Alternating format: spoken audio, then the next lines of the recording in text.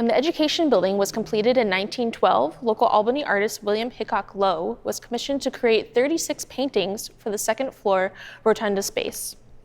This series of paintings, called The Aspiration of Man for Intellectual Enlightenment and the Results of Its Attainment, combine Greek and Roman mythological characters and themes with modern milestones in human progress. These paintings depict education in its widest sense and things that humans have achieved through learning. The 8 paintings here in the hallway leading up to the reading room depict technological achievements and ideological achievements. This painting right here is of Theseus the Pathfinder. In Theseus's myth, he is tasked with traveling through a complex labyrinth to slay the Minotaur, or the half-man, half-beast. In order to mark his path throughout the labyrinth, he unfurls a ball of string. But in this painting right here, instead of a ball of string, Theseus has telegraph wire.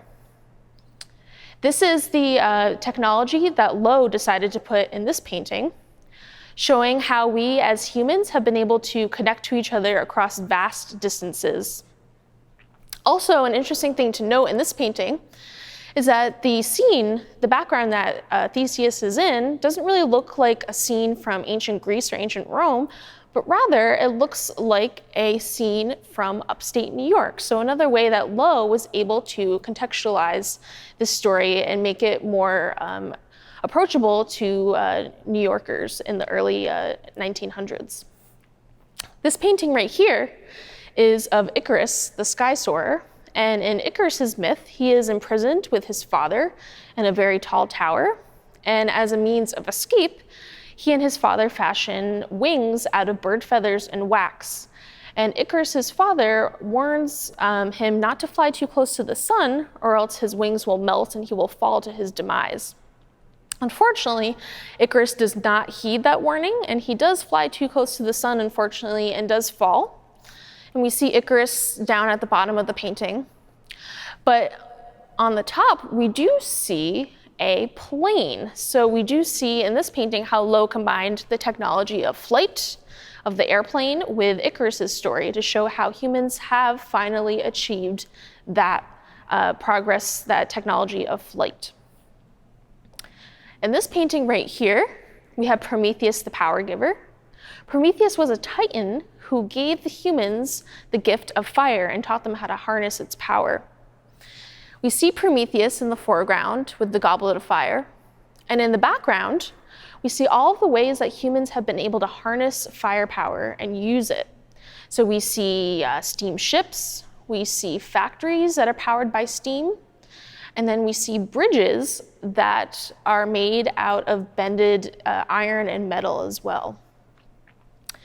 This painting right here, this final painting, on this side is of Fortuna the pacemaker. Fortuna was the goddess of good luck and good fortune, and she's also known as the wanderer's friend. And she is seen here standing next to her chariot. And her chariot looks like it's seen better days. It's pretty buried in the ground and covered in vines. But in the background behind her, we see an automobile. So in this painting, Low paired the technology of the automobile with this mythological character in order to show how humans have been able to achieve travel. And they've been able to go across vast distances at an even faster rate than they ever have been able to. Now, if we move over to this side, we see more ideological advancements. In this painting, we see Lady Justice. She is holding her symbolic scale and sword, and she is actually in front of the US Capitol. And in the foreground, we see a man who looks like he has broken shackles. So he was formerly enslaved, formerly without freedom, but he looks like he is rejoicing to Lady Justice for giving him his freedom. And this represents how our founding fathers, they were able to set up those laws and set up the country so that our freedoms are still today protected.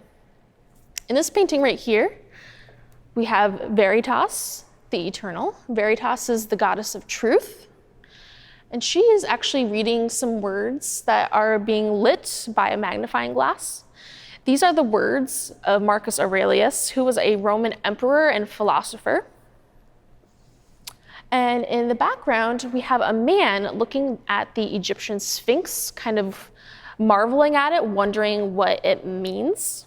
And this painting here, what Low was trying to represent, was how we as humans are always studying the past, studying the words of people of the past, like she's doing there. And we're trying to learn from the past. We don't always heed its advice because we have that old saying that history does often repeat itself. But Veritas, truth, she is always shining her light on the past to kind of guide us through to the future. And then the final painting on this side right here is Jason the Precursor. Now Jason, in his myth, he was tasked with finding the golden ram's fleece, which he's holding at the top. And the golden ram's fleece is kind of representative of financial wealth and success. And that is definitely something that people coming to America wanted to have, was that success and prosperity. In the background, we see Lady Liberty, and she is often representative of that American dream of success and prosperity that so many people look to achieve when they come here to America.